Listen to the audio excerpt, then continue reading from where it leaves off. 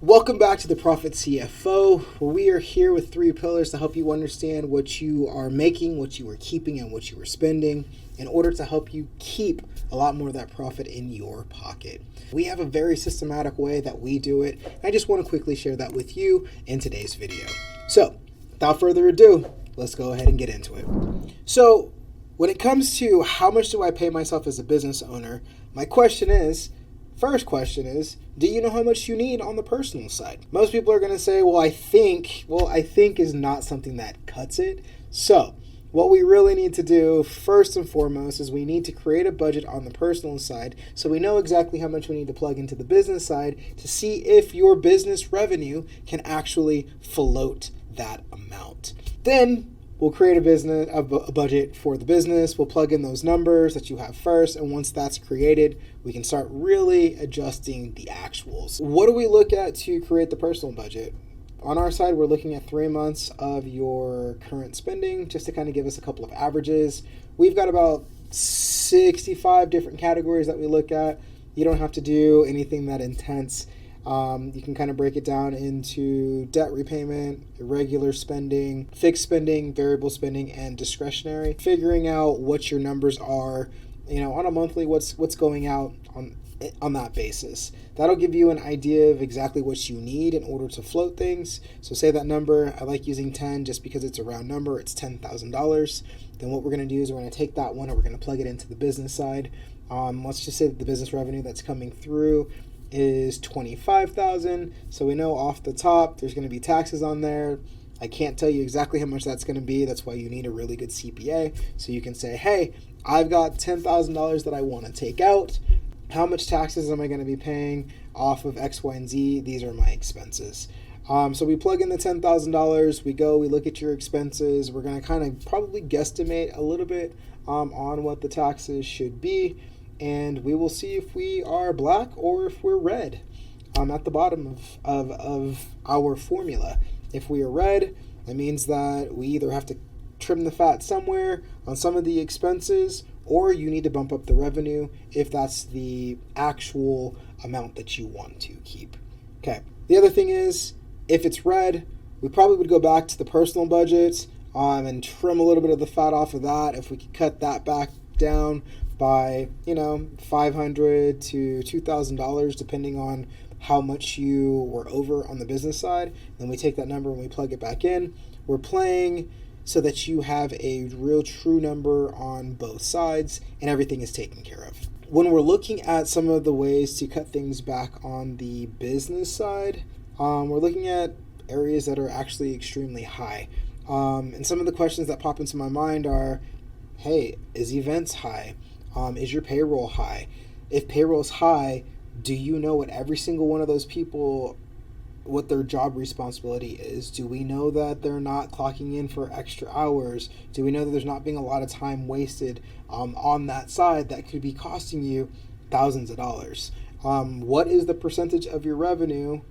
What is the percentage of your payroll to the revenue that you're making? How high is that piece? When it comes to shopping, events, does your team have a budget for events? Do they know how much they should be spending on food?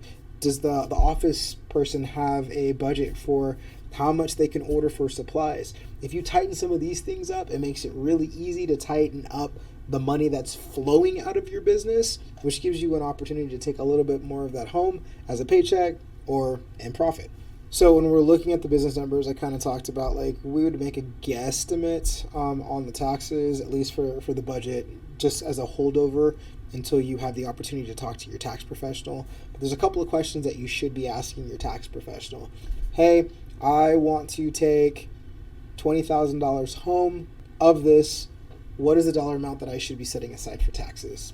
The second question would be, hey, what is the best way for me to pay my taxes based off of my situation? How do you want it? Do you want it to come out in payroll? Do you want it to come out, me setting it aside? Are we paying quarterly? Are we paying, at the end of the year? Things like that. Your tax professional should be able to answer a couple of those questions. Third question, how should we be taking it out of the business?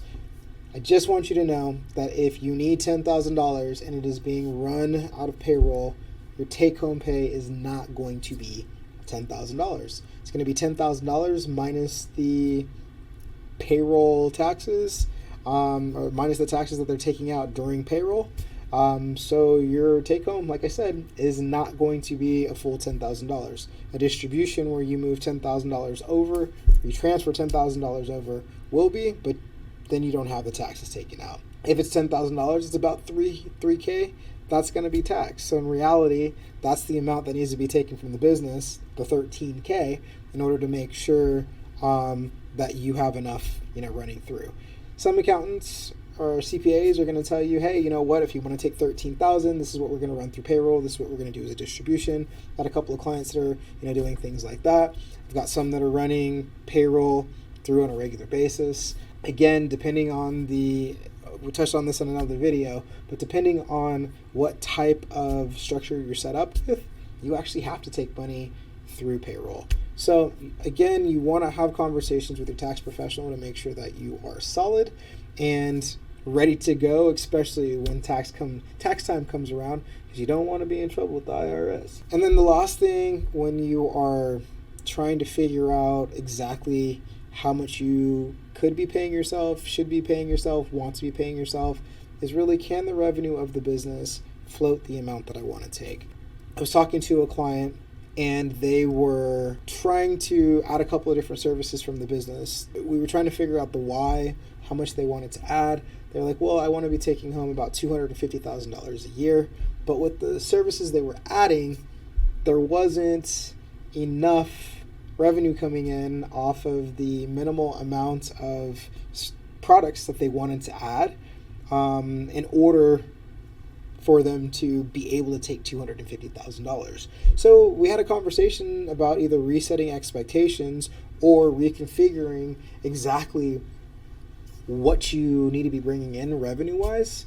And as soon as we had that conversation, her eyes opened and she was able to be like, oh, so I either need to sell at a higher price or I need to increase the amount of products that I'm selling, which means that I need to do a couple of things over here. But at the end of the day, I do want to make sure that I am able to take home $250 at the end of the year. So I'm willing to put in the work of what I wanted to do, or of what I need to do. Some businesses can't do that. If you are a gym, you might not be able to add you might not be able to double the size of your classes from 30 to 60 in order to be able to take home X amount of money, right? So then it's really about finding other revenue sources if you can, or maybe decreasing the amount that you do want to take home.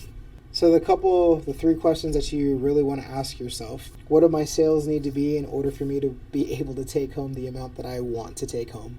Are there any other expenses that I might be able to cut, limit, or completely eliminate that would allow me a little bit more money in the take-home pay or in the end of the profit? And the third one, kind of like we just talked about, are my expectations of what I want to make actually realistic? And if they aren't, what is something that's realistic with this business that I have? So I know that was just a quick little video, but I hope it helps you understand the thought process that goes behind what you need to be doing in order to actually take a salary. And if it's something that you can truly do with your business, I truly hope that this actually helped you understand. I'm going to point you back to one of the videos that we made at the very beginning. It's the 5 biggest mistakes that a business owner makes. This is one of them, not paying yourself a salary. But there's 4 other things that are extremely important. So I'd love to have you go ahead and check that one out and make sure that you're not making any of those mistakes as you are getting yourself set up to take home the salary of your dreams.